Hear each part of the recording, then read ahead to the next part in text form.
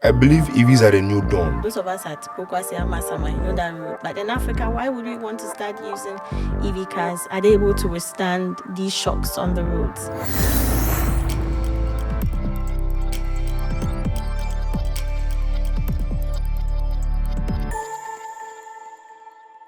Welcome to season 2 of Advantage Conversations, and I am your host, Amanda Max Samuel. And this is a new set, new location, new team, and you're all welcome to the set. So today we have in the studio Engineer Michael Brifo and Philip Yeboah, aka Husband and Father. You're so welcome to the Advantage Conversations. I hope you're feeling comfortable. Is the couch treating you well? Yeah, we are managing. Very, very well. We're managing. You're managing. Yeah. Okay, so today's episode is going to be giving you all information about everything you need to know about EV cars or electric vehicles, the pros, the cons, and all that you need to know. So, Michael and Philip, you're welcome to the set today. Thank you, madam. Okay, so maybe let me just ask Philip, what is EV vehicle? Anytime you hear about, we say EVs all over the place now. What is electric vehicle? I'll be controversial. I'll just say they are just blenders on wheels. Blenders on wheels. Blenders on Okay. wheels. So, but it's just about being fully electric, you know, as opposed to the vehicles we've had from time immemorial as being either petrol or diesel. Okay. Electrics are battery powered. They're battery powered. Okay. So, Michael, what's the whole craze about EV cars now in Ghana? You see, EVs are very, very environmentally friendly vehicles. Okay. So unlike the ICE vehicles, if I say ICE vehicles, I'm talking about internal combustion When you engines. said ICE, I started thinking about Donald Trump. I know, right? Yeah, so on layman terms, the normal petrol and diesel cars that we drive around, they emit waste products after the combustion. But EVs have zero emissions. So first of all, they are very, very friendly to the environment, which we are all proud of. They are also very silent when they are moving. You don't hear anything Noise, yeah. when they are moving. So those things are one of the reasons why people are moving to EVs, and they are very, very stylish.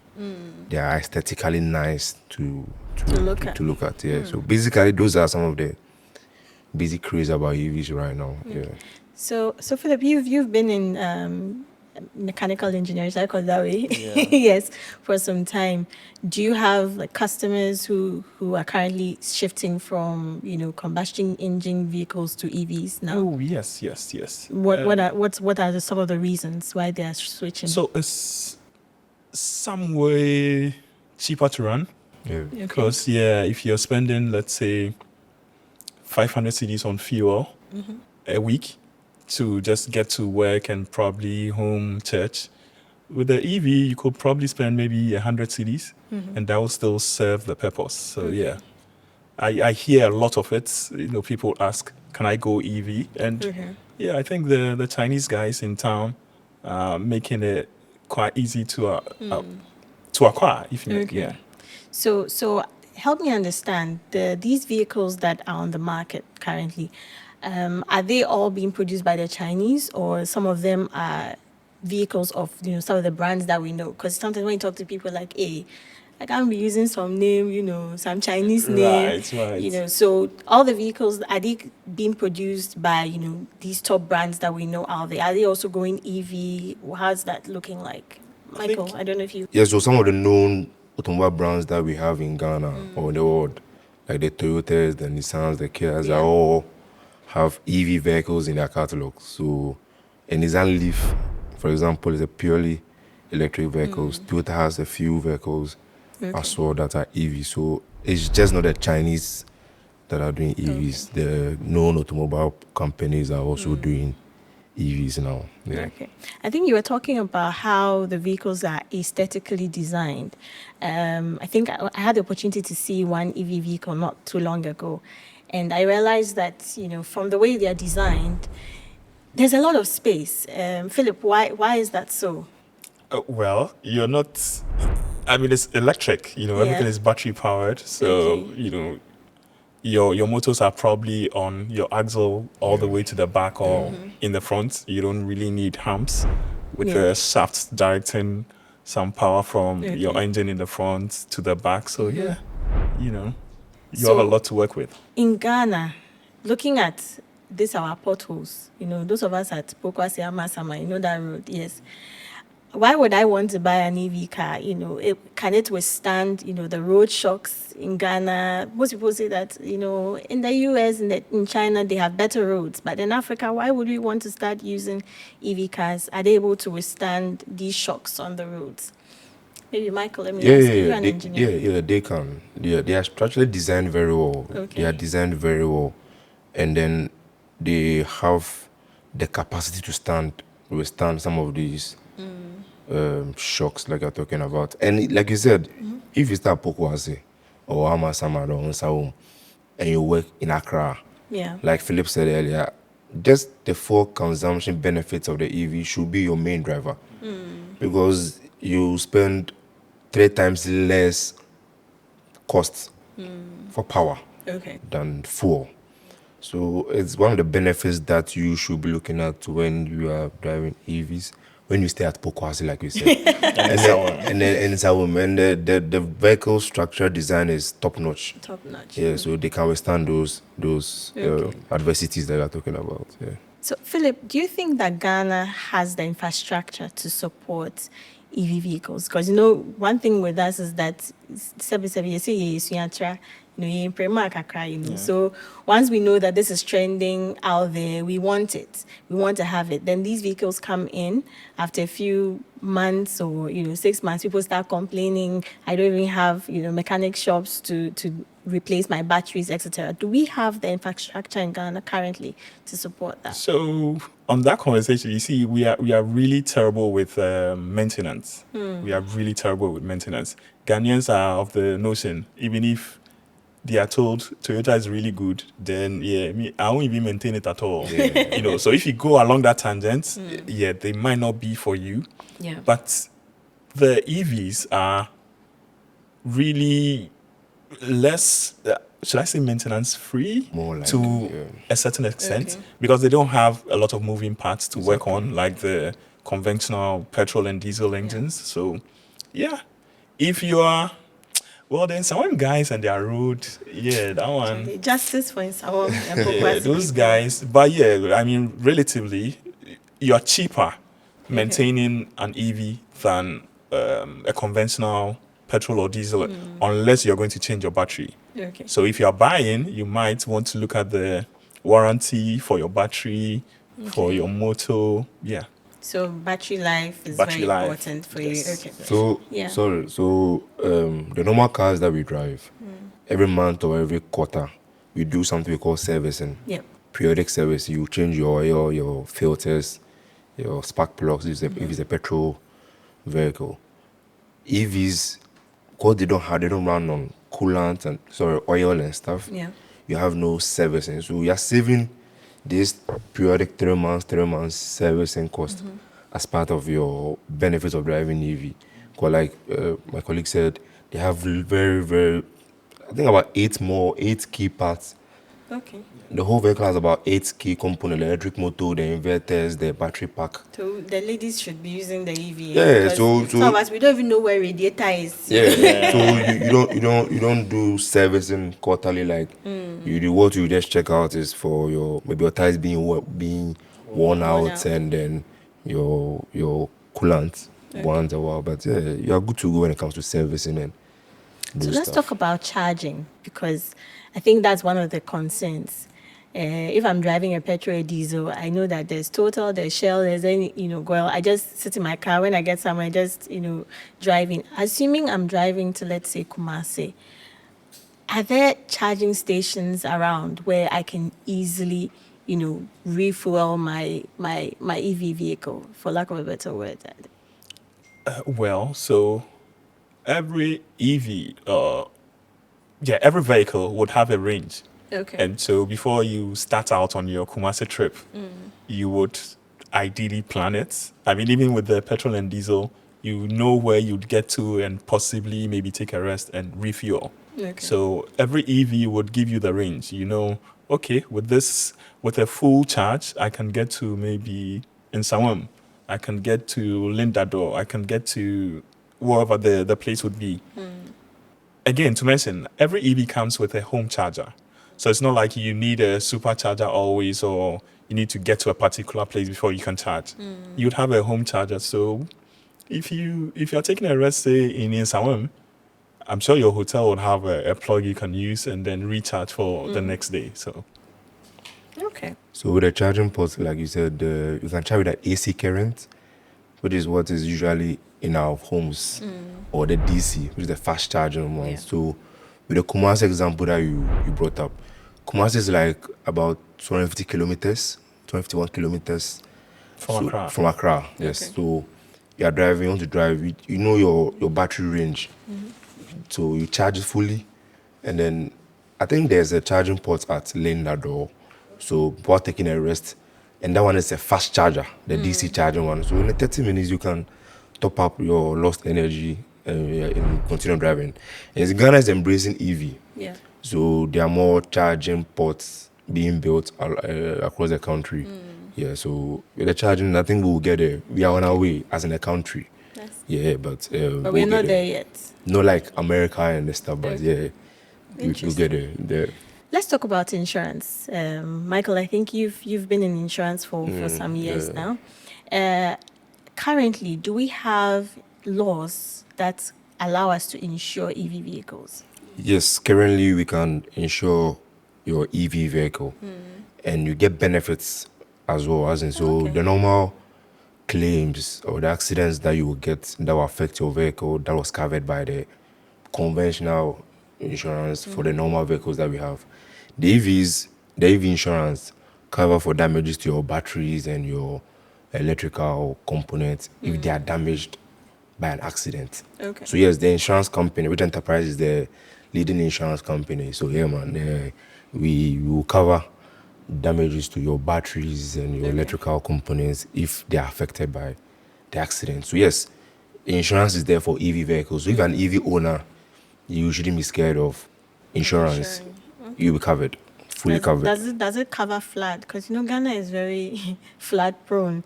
So assuming June is coming very soon, and then the roads start getting flooded. If I come and I say that some water has entered my car, and so for that I've paid comprehensive, would you pay me my claim? Yeah, so flood is an insured peril. Okay. So we'll do the assessment. The engineers in the company will do the assessment of a vehicle. If it's established that yes, your EV is damaged as a result of the flood that you are claiming for, yes, you'll be covered. Okay. So if I want to insure my EV vehicle, what are some of the things that should interest me, when I'm Yeah, so buying insurance? I think the insurance company want to know your battery health. Okay. Yes, it's one of the main things that is usually is the backbone of the EV. Okay. Yes, so if your battery health is running maybe like 20%, 30%, you're at high risk. Yeah, so your battery health, the vehicle state as well. Yeah, so those basic things will be looked out for. But how do you determine that? Or we can check it out. So if do I have to bring my car for you to? Yeah, we can check it out. There are check it out? companies that are certified here in Ghana who can Okay. also give you that report. So they'll give you a whole generic report to let you know the health of your battery, Okay. the battery health. And that, like I said, that is the backbone of the EV. Yeah. So if your battery health is fine and your electrical motor is good and your inverter is good, your EV is good to go. Do I get any discounts? Because we say we're going ESG everywhere, ESG compliant. I guess enterprise insurance is also ESG compliant. Yeah. So I think there's some benefits that you get. Would stand to enjoy. So the underwriters will look at it and then we'll give you a very nice package. A nice package. A nice package. Yeah. Please, if you are listening to Michael, you should pass by enterprise insurance with your vehicle and then get it insured. So Philip, if I want to buy an EV vehicle, what are some of the things I should be looking out for before I purchase? Just like Michael mentioned, definitely the health of the vehicle, because I'm sure when you're buying, you are looking long term. You wouldn't want to buy a vehicle that has a 20% battery life, or a worn out mode, so it won't serve the purpose. Okay. And so really the battery health, number one. Number two, you should be looking at the route you normally take. Do you have access to superchargers when the need be? or you are okay with just working with the home charger the vehicle comes with. And yeah, just I think these two main points would be these two main points should be on your list. Yeah. You see, like for every vehicle, you need to factor in after sales service. Okay. So you are buying a normal ICE vehicles, you want to think about where will I do my servicing, where will I do my maintenance, where will I get the parts. You see, the batteries have tiny nodes that can be replaced. So if you have a battery fault on your EV, you don't have to change the whole battery pack. Okay.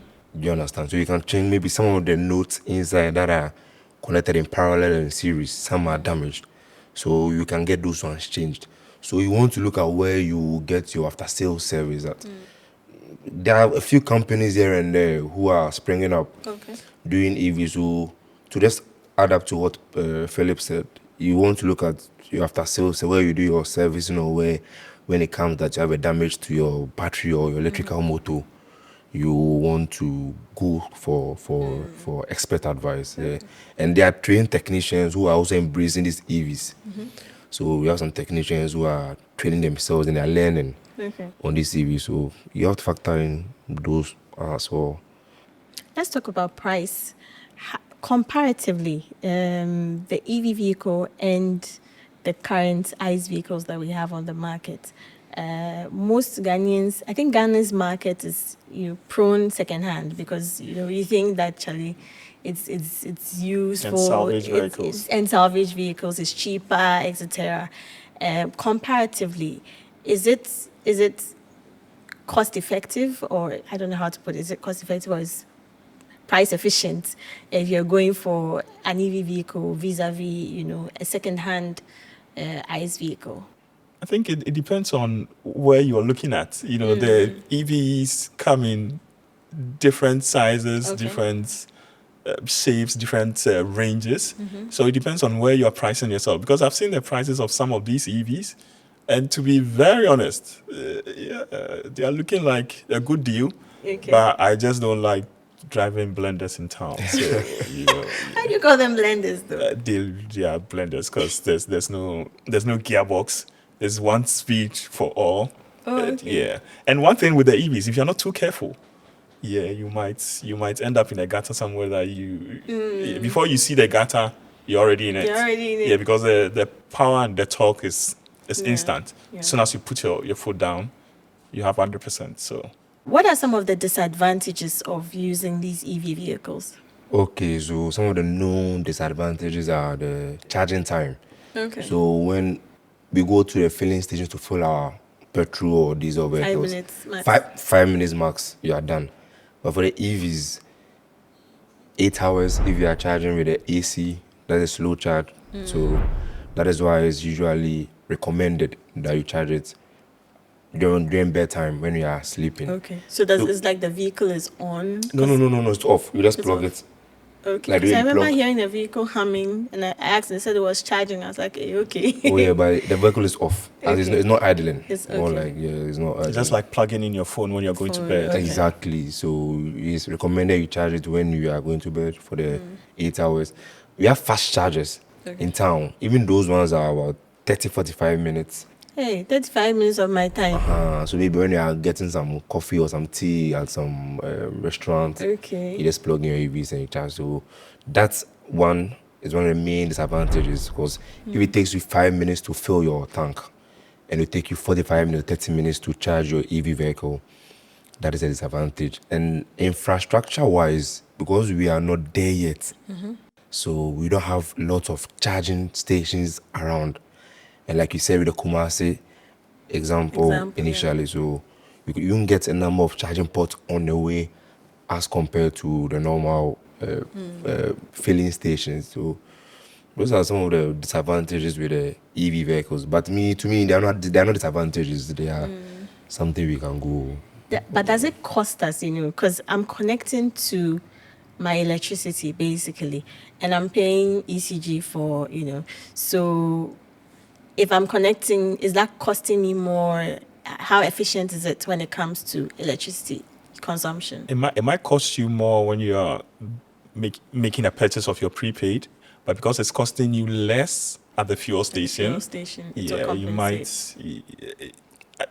You won't see it as costing so much more. I mean, it's quite better than the fuel, if we are being honest. So it's still a benefit It's still because a if you spend 500 Ghana cedi or 800 Ghana cedi to fill your tank and drive for like 4 days in Accra, and you spend 100 cedis Extra to on your charge ACG, yeah. Yeah. to charge your AV vehicle, you are saving like 400-500 cedis more. So for me, it's still a saving. It's still a saving. Yeah, so it's still. Let's do some things. You guys have been talking about battery. Is it A battery, AAA, 2A?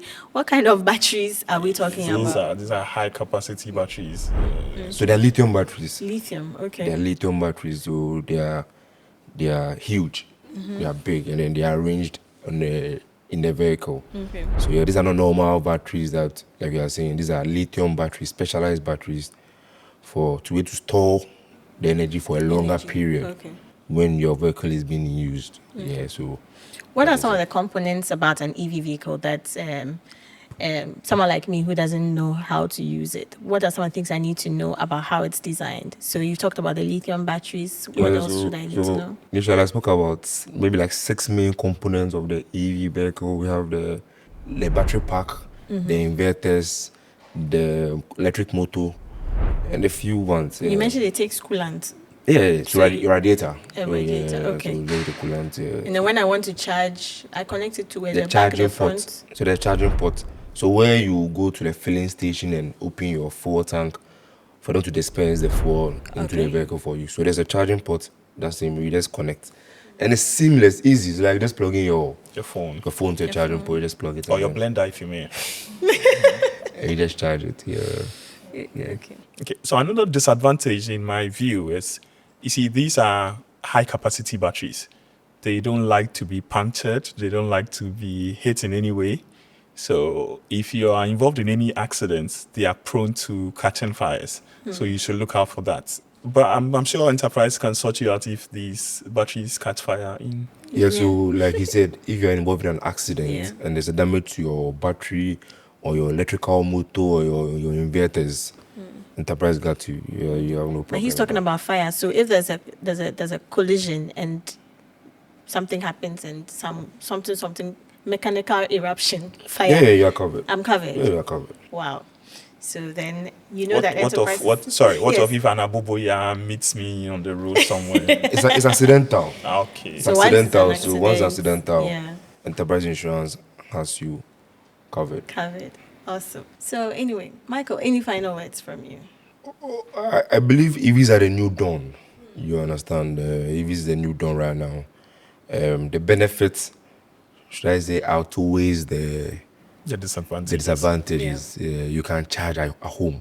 So you go to work, or you drive in town. When you get home, when you're about to sleep, you just plug in and charge. They have chargers around town.